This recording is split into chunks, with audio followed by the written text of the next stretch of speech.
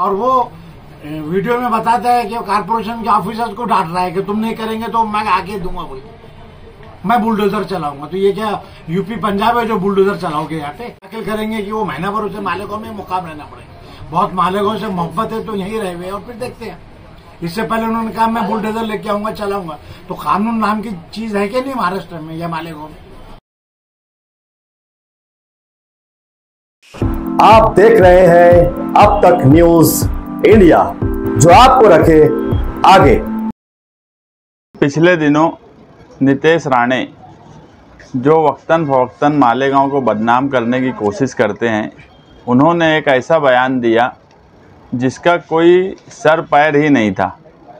बिजली चोरी के मामले में कोलकाता कंपनी के सीईओ ने जो बयान दिया वो बिल्कुल बेबुनियाद था, मगर उस बयान का सहारा लेकर उन्होंने ये कहा कि मालेगांव शहर में जो बिजली चोरी हो रही है, उस चोरी से जो पैसा बचाया जा रहा है वो जिहादियों को ट्रेन करने के लिए इस्तेमाल किया जाता है, और उसकी अलग अलग मिसालें दी जो कि बिल्कुल बेबुनियाद बात है।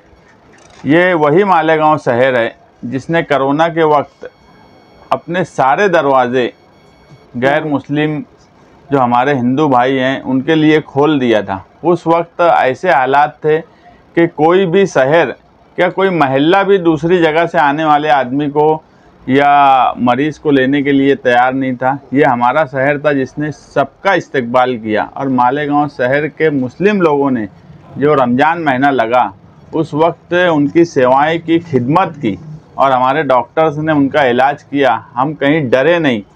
तो ऐसा शहर हमारा जो आज़ादी के वक्त से ब्रिटिश गवर्नमेंट से लड़ता रहा, जब कोई मुसीबत आती है आसपास तो हमारा शहर सबसे पहले खड़ा होता है। ऐसे शहर की बदनामी यानी जो नितेश राणे ने की, हमने उसकी कंप्लेन के लिए सिटी पुलिस स्टेशन में एक अरीजा दिया था, मगर कंप्लेन हुई नहीं।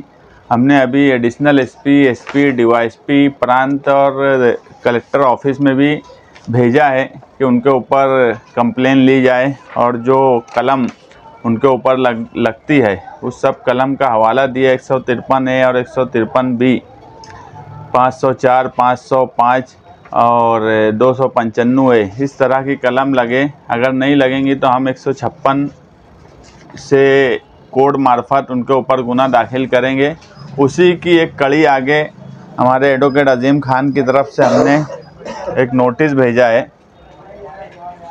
नितेश नारायण राणे को उनके एड्रेस पर, और वो डिफेमेशन का नोटिस है कि वो जो बयान दिए हैं उसके लिए माफ़ी मांगे, और न्यूज़ चैनल पर आकर या मालेगांव के यूट्यूब चैनल को बुलाकर कि उन्होंने जो बयान दिया वो गलत है और जिससे बदनामी हुई है उसके लिए माफ़ी मांगे। अगर 8 दिनों में उन्होंने इस पर माफ़ी नहीं मांगी तो फिर कानूनी तौर पे हम एक डिफेमेशन का भी केस दाखिल करेंगे, और उनको मालेगांव कोर्ट में आकर जवाब देना पड़ेगा कि इस तरह का बार बार मालेगांव शहर को बदनाम करना, ख़ास तौर से ऐसा शहर जो 80% मुस्लिम पॉपुलेशन का है, पावरलूम का मरकज़ है, जहां पर हमेशा कोई ना कोई इस तरह का कामकाज होता है जिससे मुल्क में कौमी यकजहती होती है। मैं एक मिसाल दिया कोरोना की, ऐसी कई मिसालें मिलेंगी कि ये मालेगांव शहर हिम्मत वालों का और दिलेर लोगों का शहर है।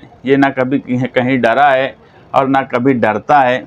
मैं एडवोकेट अजीम खान, एडवोकेट तौसीफ और हमारे दूसरे जो उनके साथ में काम करने वाले लोग हैं जो इसमें हमारी मदद कर रहे हैं, मैं सभी का शुक्रिया अदा करता हूं कि वो ऐसे नालायक आदमी जो बार बार मालेगांव शहर की बदनामी कर रहा हो, ये डिफेमेशन के शान हिंद निहाल अहमद की तरफ से दाखिल किया जा रहा है। मगर मैं ऐसा मानता हूं कि मालेगांव शहर की 10 लाख की पॉपुलेशन, हिंदू मुस्लिम मिलाकर, ये सबकी तरफ से ये केस है, क्योंकि ये पूरे शहर के हर फर्द की बदनामी करने की कोशिश की गई, मालेगांव शहर की बदनामी करने की कोशिश की गई।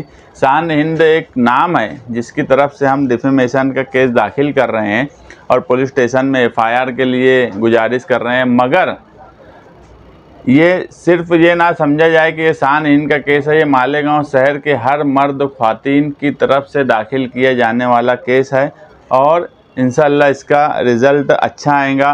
मैंने एडवोकेट अजीम खान से भी बात की, उन्होंने कहा कि हमारा केस मजबूत है। आज अगर सलमान अजहरी साहब, जिन्होंने कोई नाम नहीं लिया, सिर्फ एक शेर पर उनके ऊपर गुनाह दाखिल हो जाता, बम्बई एटीएस गुनाह दाखिल कर लेती, गुजरात एटीएस गुनाह दाखिल कर लेती, जबकि उन्होंने किसी का नाम नहीं लिया। एक शेर था, उसको अलग अलग तरीके से अलग अलग लोग अपने तौर पे देख सकते थे, समझ सकते थे। कोई समाज का नाम नहीं लिया, किसी फ़र्द वाहिद का नाम नहीं लिया। लेकिन अगर कानून से ऐसे लोगों पर केस हो रहा है, तो जो लोग बार बार नाम लेकर बदनाम कर रहे हैं, ऐसे लोगों को कानूनी सबक मिलना चाहिए। यही हमारा मंशा है कि कानून का इस्तेमाल हमेशा जो कानून के ख़िलाफ़ बात करते हैं उनके ख़िलाफ़ होना चाहिए, ना कि जो कानून को मानते हैं, कानून को जानते हैं, उनके ख़िलाफ़ ना हो। इसकी हमारी कोशिश हमेशा रहेगी। और ये केस इंशाअल्लाह मालेगांव शहर की जो बदनामी कर रहे हैं उनको मुंह तोड़ जवाब देगा।